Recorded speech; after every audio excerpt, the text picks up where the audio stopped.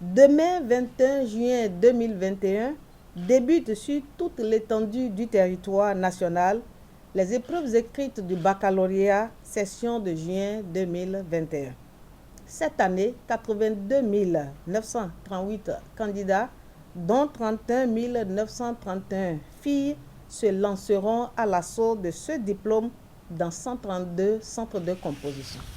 En effet, après plusieurs années d'efforts et de préparation, les candidats, les parents et enseignants espèrent avec beaucoup de patience l'examen devant conduire à ce diplôme qui sanctionne la fin des études secondaires et ouvre la voie aux études universitaires. Mesdames et messieurs, la présente session du baccalauréat est pour moi une source de satisfaction, et ce à double titre.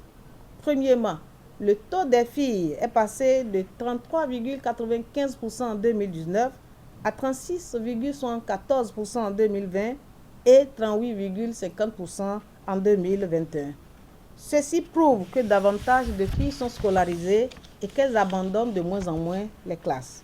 Deuxièmement, l'effectif des séries techniques est en nette progression par rapport aux années antérieures.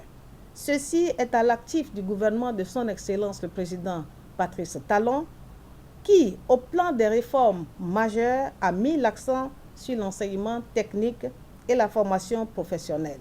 Nous devons continuer dans cette direction, gage d'insertion de nos diplômés, mais également source de développement de notre pays. Je peux vous assurer, sur la base du niveau de préparation de l'Office du baccalauréat, que toutes les dispositions sont prises pour que les compositions, se déroulent dans de très bonnes conditions sur le plan technique et sanitaire, avec la mise en place des dispositifs de lavage des mains et le strict respect des gestes barrières dans les salles et centres de composition. Je profite de l'occasion pour remercier mon collègue du ministère des Enseignements secondaires, techniques et de la formation professionnelle et ses collaborateurs pour avoir mobilisé toute l'année les ressources adéquates nécessaires afin d'assurer à nos apprenants un enseignement de qualité. À vous, surveillants, chefs centres et superviseurs de centres de composition, je voudrais compter sur votre sens de devoir républicain afin d'exécuter correctement la tâche qui est la vôtre. Chers parents, je vous exhorte à continuer de créer un environnement propice pour une meilleure composition de nos enfants. Chers candidates et candidats, il ne me reste qu'à vous inviter à vous munir de vos convocations, vos pièces d'identité en cours de validité, vos masques et à vous présenter dans vos centres de composition à l'heure.